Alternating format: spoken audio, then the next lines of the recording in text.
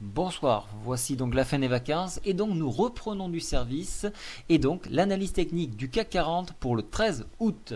Alors ici, voici le graphique du CAC 40, nous sommes en 15 minutes. Avant de parler de ce graphique, nous allons parler des indicateurs importants qu'il faudra retenir pour demain.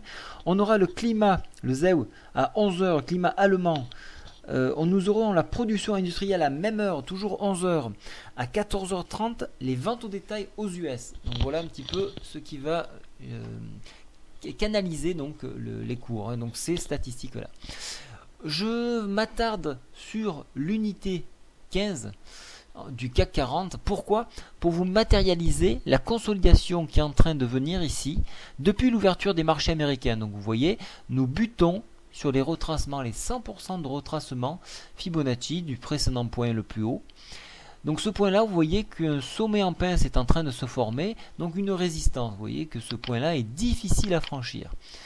Je passe maintenant en unité journalière. Alors voilà, je rends le graphique beaucoup plus accessible.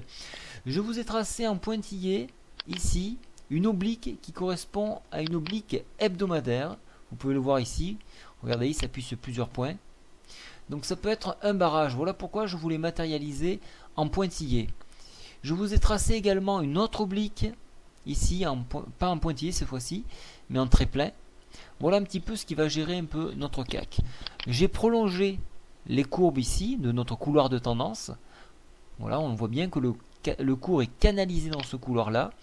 On peut voir également la difficulté à franchir la barre des 4071 qui correspond au 100% de retracement ici, qui était notre plus haut. Qu'est-ce qu'on peut voir encore? Donc, on voit tant qu'on ne dépasse pas, qu'on n'enfonce pas cette oblique-ci, nous n'aurons pas de signal baissier. On est maintenu par la MM10 qui se trouve ici, vous voyez, en orange.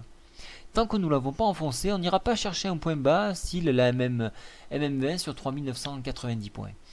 Donc, si toutefois on n'enfonce pas, cela veut dire qu'on va continuer de tirer vers le haut. Alors, les points vers le haut se trouvent sur l'oblique ici, à 4104, en dépassement la médiane de la fourchette d'Andrews, 4123. Vous voyez que ces deux points sont très rapprochés. Alors, il y a peut-être une petite imprécision au niveau de cette oblique en pointillé, mais les deux sont très proches. Donc, ce point-là sera très difficile à franchir et peut être l'occasion d'un short. En dépassement de cette zone, on ira chercher l'oblique que vous avez ici sur 4215 points environ. L'extrême nous porterait sur le haut de la fourchette d'Andrews qui se situe à 4400 points environ.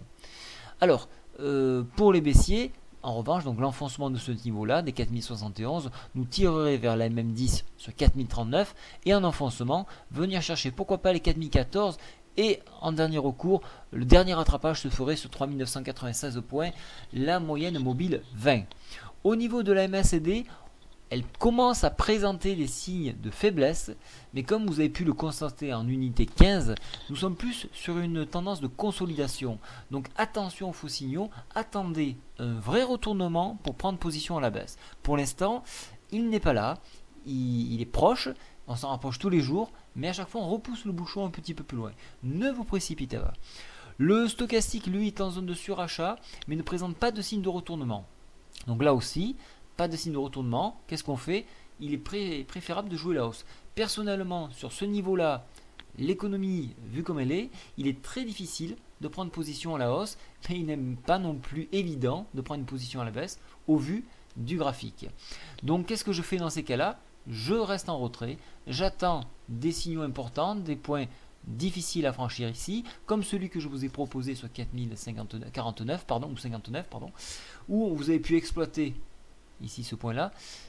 Ce point, oulala, je le trouve plus, voilà ici, ce point ici qui vous a permis de prendre 30 à 40 points, il n'y a pas plus à faire. Donc pour l'instant, vu que les baissiers ne se sont pas affirmés, ils lâchent prise et donc les cours remontent. Voilà pourquoi nous n'avons pas cette baisse que beaucoup de personnes attendent. Nous avons le scénario que nous avons eu l'année dernière en août, c'est-à-dire une hausse continue. Ce scénario s'est reproduit, je vous en avais averti, il se dessine à l'horizon et malheureusement pour beaucoup il se valide. Voilà, j'espère que la newsletter gratuite vous a plu pour aujourd'hui. Vous avez pu voir un petit peu qu'est-ce qu'il y avait dans cette newsletter. N'hésitez pas, si vous ne comprenez pas son contenu, vous pouvez le retrouver dans la newsletter